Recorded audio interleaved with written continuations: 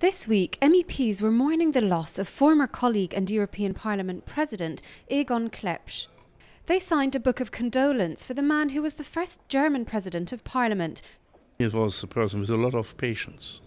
He could wait until the right moment. And he had always a strategy. His service to the European Parliament, to his group, was to unite people. And he always saw more what unites the people than what divides them. And this was over the years, not only within in a short time. This was an inspiration for my personal engagement here in the European Parliament.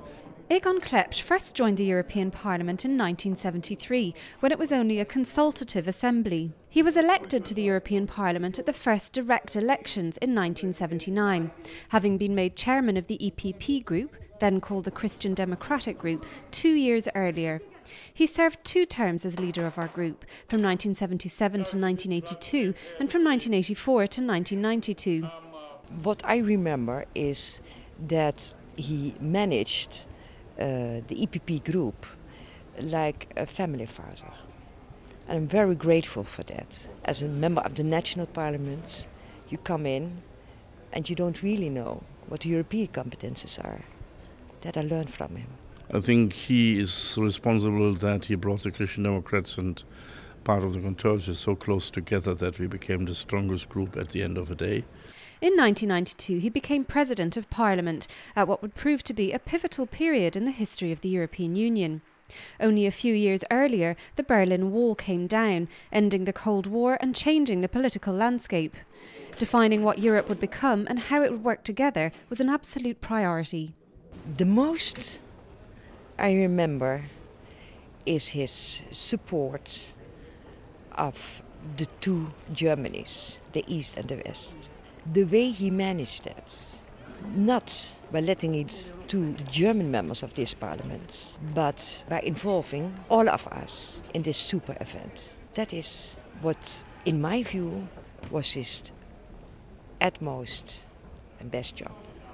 On 7th of February 1992, Klepsch signed the Maastricht Treaty, formally establishing the European Union as we know it today, and leading to the creation of the euro.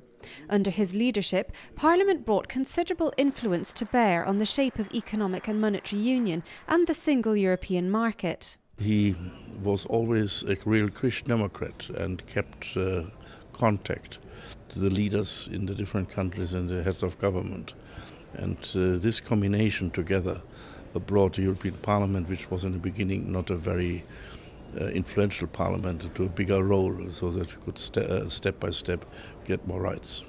He also presided over the enlargement of the EU when Austria, Finland and Sweden joined in 1994, and Hungary and Poland applied to become members. He worked with the European Council to lay down the Copenhagen criteria for new accessions. He's one of these Rhinelanders at the end of his day, who believed in this European unification process, especially after his own journey coming from Sudetenland, which is now Czech Republic. In fact, his work with the Council was revolutionary in itself. Klepsch gained a reputation as a trialogue expert, regularly bringing together leaders and staff of all 3 major institutions. His death at 80 years of age on 18th of September has saddened not only his colleagues, but also those many visitors he received over the years. I think that he was a personality always fighting for the rights of the European Parliament, and I think we would not be there where we are now in the year 2010 if we had not had this great contribution of great President Egon Klepsch.